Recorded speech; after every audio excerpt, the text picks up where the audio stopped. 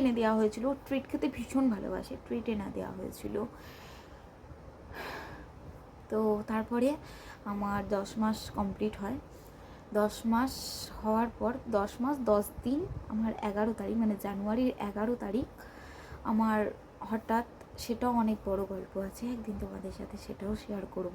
তো যাই হোক, 10 মাস 10 দিনে আমার নার্সিংহোমে ডেলিভারি হয় 11 তারিখ জানুয়ারির। তো সেই দিন ডেলিভারি হওয়ার সময় আমি আমার বাবানকে বলে গেছিলাম, বাবান ভাই বা বনু আনতে যাচ্ছি, তুমি কিন্তু ঠিক থাকবে মাম্মার জন্য, তোমাকে ঠিক থাকতেই হবে, হ্যাঁ তুমি কিন্তু ভাই বা বনুকে দেখবে। আমার বাবান আমাকে চেটে দিয়েছিল, মানে হাম্পি দিয়েছিল, বাবা মা তুমি যাও, আমি ঠিক থাকবো তোমার জন্য। তো আমি তারপর যাই। তো আমার ডেলিভারি হয়, আমার মেয়ে হয়েছে, তোমাদের সবার সাথে শেয়ার করলাম আজকে। আমার মেয়ে হয়েছে আজকে, আমার মেয়ের 9 মাস, 9.5 মাস বয়স। তোমাদের আশীর্বাদে, তোমাদের ভালোবাসাতে আজকে আমার মেয়েকে নিয়ে, মানে ওর এখন 9.5 মাস বয়স। যাই হোক, তো 3 দিন পর আমি বাড়িতে আসি। আমার মাম্মা আমাকে ও 3 দিন পর আমাকে বাড়িতে দেখেও পাগল হয়ে গেছে। ও লাফালাফি, মানে মানে হাঁ হয়ে গেছে, ও মাম্মা 3 দিন পর বাড়িতে ঢুকেছে। তো ও না হঠাৎ ওর বনুকে দেখে শক পেয়ে যায় যে মাম্মা এটা কাকে ঘরে নিয়ে এলো। প্রথমত ওর একটা শরীর খারাপ, দ্বিতীয়ত আমি পুচকেকে নিয়ে ওই ঘরেতে ঢুকেছি। তো না পুরোপুরি অবাক, ও শুধু খাটের ওপর দেখছি এটা কে, এটা মাম্মা কাকে নিয়ে এসছে, মানে এটা কে, আমি শুধু ধরবো ওকে, ওকে একটুখানি এ করবো, কিন্তু ওকে তো সেই সময় দেওয়া যায় না, তোমরাই বলো না। সেই সময় ওকে ঘরে এনেছি, মানে ওকে কী করে আমি ওর সামনে দেবো। তো যাই হোক, 3 দিন পর ওকে আমি ছাদেতে, বাবান বসে আছে, আমি ছাদেতে আমার মেয়েকে নিয়ে গিয়ে বলছি, এই দেখো মাম্মা তোমার বনু দেখো মাম্মা দেখো। ও আমার সামনে চুপ করে এসে বসে দেখছে যেটা বনু, মানে ও অবাক হয়ে গেছে, এরকম ছোট্ট বাচ্চা তো আগে কোনোদিনও দেখেনি, ফার্স্ট টাইম। ও না মানে ভাবছে একটু কি ধরবো, ও ভয় পাচ্ছে যে না আমি ধরবো না, এরকম একটা মানে ওর মধ্যে হচ্ছে। তো যাই হোক, তারপর রোদ্দুরে আমি ওকে নিয়ে শুয়ে থাকতাম, কিন্তু ও কোনো দিনও ওকে ধরতে আসেনি। আমি ওর সামনেই ওকে নিয়ে তেল মাখাতাম, ওর সামনে বসতাম, কোনো দিনও না। তখনও ওর পা ওরকমই ছিল। আস্তে আস্তে আস্তে আস্তে ওর 1 মাস বয়স, তখন ফেব্রুয়ারি মাসে ওর টোটালি ওর নিজের শরীর ছেড়ে দিল, টোটালি। ওকে সেলাইন চালানো হলো, আমরা সবাই ভেবেছিলাম, এমনকি ডাক্তার পর্যন্ত বলেছিল ও রিকভারি করছে, ও রিকভারি হচ্ছে, মানে আস্তে আস্তে ও রিকভারি হচ্ছে। তো সবটা শেষ। সেলাইন দিল, সেলাইন দিতে দিতে দিতে দিতে যে সেলাইন দিতে আসছিল সে দ্বিতীয় বললো যে আর বাঁচবে না, ওর শরীরের আর কিচ্ছু নেই, ওর সমস্তটাই শেষ। ওর অ্যাকচুয়ালি হিমোপোটোজোয়া হয়ে গেছিলো শরীরের মধ্যে। তো আস্তে আস্তে ওর না পিছনে ওর যারা পেটস পশু তারা জানবে, যাদের হয়েছে হিমোপোটোজোয়া, যেসব পেটসদের হয়েছে তারা জানবে, ওর না আস্তে আস্তে না টয়লেটের মতন লিক করতে লাগলো, আর বিশাল পচা গন্ধ আসতে, পচা মানে স্মেল একটা এরকম, মানে হঠাৎ এরকম পায়খানার দ্বার দিয়ে হু করে জল বেরিয়ে গেল, মানে এত বীভৎস পচা গন্ধ, এত গ্যাস, হ্যাঁ এরম হয়েছিল। একবার ও চোখে দেখতে পাচ্ছে কি না জানি না, ও না গোল গোল গোল গোল গোল গোল রাউন্ড খেয়ে ধাম করে নিচে পড়ে গেল। ওর বাবার সঙ্গে সঙ্গে আমি আর ওর বাবা এরমভাবে জড়িয়ে ধরে, বাবা কী হয়েছে, বাবা এরম করছিস কেন, এরম করতাম। 101, এই 105 এরম জ্বর চলে আসতো, কাঁপতো ঠরঠর করে। আমি ওর বাবা এরমভাবে কোলের মধ্যে জড়িয়ে ধরে থাকতাম যে কী হয়েছে বাবা, কী হয়েছে বাবা, এরকম। তো লাস্ট স্টেজে, তো তখন যখন সেলাইন দিতে এলো তখন বলছে ও আর বাঁচবে না। আর বাড়ির প্রত্যেকটা মানুষ, আমার দাদু থেকে শুরু করে আমার মা, আমার বাবা, মানে খুব কষ্টের ওপর দিয়ে আমরা গেছিলাম সেই সময়টা। তো লাস্ট যেদিন শিবরাত্রি ছিল, শিবরাত্রির আগের দিন আমার বাবান ও সেলাইন নেয়, সেলাইনের মধ্যে ইঞ্জেকশনও ওকে পুশ করা হয়।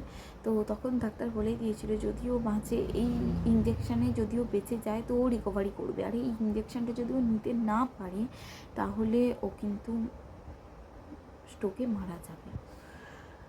তো আমার বাবা বললো যে না, ওকে আমি একা নিচের ঘরে রাখবো না। মানে নিচের ঘরে ব্যাপারটা কী হয়েছে বলো তো, নিচের ঘরে আমার যেহেতু তখন ফচকেটা একদম ছোট, তো ফেব্রুয়ারি মাস বুঝতেই পারছো, হালকা শীত শীত, তো সবসময় জানলা দরজাটা বন্ধ রাখা হতো। তো তখন আমার বাবা বললো যে না, ওকে ওপর ঘরে নিয়ে যাই। আমার বাবারা ওপর ঘরে শুতো, আমার বোন বললো আমরা ওপর ঘরে নিয়ে যাই, তোদের নিচের ঘরটা একেই বন্ধ থাকে, ওর কষ্ট হবে, ওপর ঘরে নিয়ে যাই, খোলামেলা ও থাকতে পারবে। সানি গেল, ওখানে বিশাল মশা, হাওড়া এলাকায় যারা যারা থাকো তারা তো জানবে বিশাল মশা এখানে। তো আমরা কোনো দিনও বাবানকে মশা কামড়াতে দিইনি। তো সানি গিয়ে মশারি ঘাঁটিয়ে ভালো করে গদি টদি করিয়ে ওকে শুইয়ে দিয়ে এলো, চুপচাপ শুয়েছিল। আমার বোন বলছি জানিস দিদি, রাত্রির এখনও পর্যন্ত এটা আমার কানে ভাসে, রাতে 3টে 4টে অবধি ও নাকি গোল গোল গোল গোল রাউন্ড খেয়েছে ওই মশারির চারধারে। আর আমার মা, আমার বাবা আর আমার বোন ওর সামনে বসে বলছে কী হয়েছে কী হয়েছে, কেন এরকম করছিস, ঘুমিয়ে পর, হাত বুলিয়ে দেওয়া সমস্ত করেছে। করার পর ও তারপরে একটুখানি শুয়েছে। তো আমার বাবা বললো ওকে আর ডিস্টার্ব করিস না, আমার বোনকে। আমার বোন বিশাল কাঁদেছিল, আমার বোন বিশাল কেঁদেছে, কারণ ও আমার বাবানকে খুব ভালোবাসতো, খুব। তো আমার বোনকে বলছে ঘুমিয়ে পর, ও একটু শুয়েছে তো ওকে একটুখানি রেস্ট দিয়ে, 4টে বাজে চল শুয়ে পড়ি আমরা বলে আমার মা, বাবা আর আমার বোন জানি না কেন বলছে অঘরে ঘুমিয়ে পড়েছে। সকালবেলা আমার বোন তাড়াহুড়ো করে 6:30 হঠাৎ ঘুম ভেঙে গেছে, উঠে দেখছি বাবান শুয়ে আছে। তো একটা মানুষ যখন দেখবে শুয়ে থাকে, তো তার হার্টবিটটা আমরা মনে করি না যে তার হার্টবিটটা চলছে, জাস্ট শুয়ে আছে, ও হার্টবিটটা যেন মনে হচ্ছে চলছে। আমার বোন আমার বাবানকে ডাকলে বাবান, এ বাবান কী করছিস, এরকম বললে না থাং করে উঠে পড়ে, মানে দেখবি যে ও সোনা ওকে ডেকেছে, ও সোনা বললে খুব চিনতো ওকে। তো ও না কোনো সাউন্ড করছিল না।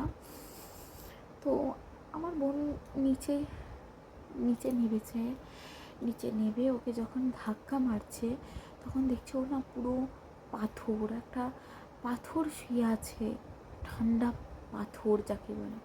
আমার মা নিচে বিভৎস জোরে কাঁদতে কাঁদতে এসে বলছে সোনিয়া বাবানের কি হয়ে গেছে। আমি সেই মুহূর্তে তোমাদের সান্নিধ্যা, আর আমি সেই মুহূর্তে উপরে চড়তে গিয়ে দেখি বাবার একটা নিথর হয়ে গেছে। আমার বাবা পৃথিবীতে ছিল না সেই সময়, লাস্ট মুহূর্ত আমি ওকে দেখতে পাই। যারা পেটস পোষো, যারা পেটস ভালোবাসো, যাদের বাড়িতে পেটস আছে, তারা না এই কষ্টটা বুঝবে। আর যারা পেটস ভালোবাসো না তারা ভাববে আমি হয়তো ন্যাকাপনা করছি একটা কুকুরের জন্য। হয়তো অনেকে কমেন্টও করবে দিদি একটা কুকুরের জন্য এত ন্যাকাপনা করছে, কিন্তু এটা কুকুর না, বিশ্বাস করো এটা একটা কুকুর না। আমার 2021 ডিসেম্বরে বিয়ে হয়, 2021 ডিসেম্বরের 1 তারিখে আমার বিয়ে হয়, আর 2022 জানুয়ারির 4 তারিখ ওকে এই বাড়িতে আনা হয়, এই বাড়িতে ওকে আনা হয়।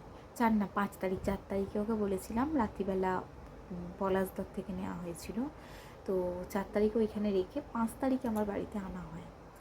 তো 5 তারিখেই ওর প্রত্যেকটা জন্মদিন সেলিব্রেট করি, আর ওকে আমার প্রথম সন্তান বলে আমি সেদিন খুব কোলে তুলে নিয়েছিলাম। তো এই হচ্ছে 2 বছরের ঘটনা আমার। তারপর হয়তো সবাই বলতেই পারো যে তারপর কেন জানালে না একবারও, তারপর কেন তুমি একটা ভিডিও পোস্ট করলে না, আজকে ফেব্রুয়ারি থেকে নভেম্বর হয়ে গেলে তুমি তারপর ভিডিও পোস্ট করছো। বিশ্বাস করবে না, এই জিনিসটা কাটাতে আমার এতটা সময় লেগে গেছে। আজ বিশ্বাস করো, আমি ওই বাড়ি থেকে আজ 2 মাস হয়েছে আমি এই বাড়িতে এসেছি আমার মেয়েকে নিয়ে, 2 মাস হয়েছে আমি এই বাড়িতে এসেছি।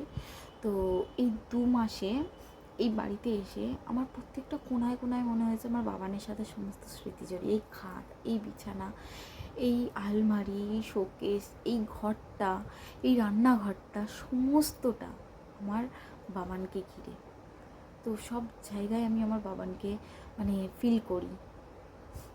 তো এই হচ্ছে ব্যাপার। এই ঘটনাটা তোমাদের সাথে অনেক দিন ধরে ভেবেছিলাম শেয়ার করবো, করা হচ্ছিল না। মেয়ে এখন ঘুমাচ্ছে ওপরে, উঠলে অবশ্যই তোমাদের সাথে ওকে দেখাবো, মানে তোমাদের সামনে ওকে আনবো। ওর এখন বয়স 9.5 মাস, তোমাদের তো বললাম, ওকে দেখাবো। আর এই ব্লগ মানে এই চ্যানেলেই ব্লগ আপলোড করবো এবার থেকে, আশা করছি। তো যাই হোক, আমার ভিডিওটা কেমন লাগলো, অনেকটা বড় হয়ে গেছে জানি, এটা শেয়ার করার জন্য অনেকটা বড় হয়ে গেছে। আজকের ভিডিওটা তোমাদের সাথে এইটুকুই শেয়ার করলাম। কাল থেকে তোমাদের সাথে চেষ্টা করব যেটুকু আমি ডেলি রুটিনে পারবো, কারণ এইটুকুনি একটা বাচ্চাকে নিয়ে তো সবসময় ভিডিও করাটা সম্ভব হয় না। তো যেটুকু পারবো তোমাদের সাথে শেয়ার করব। চলো,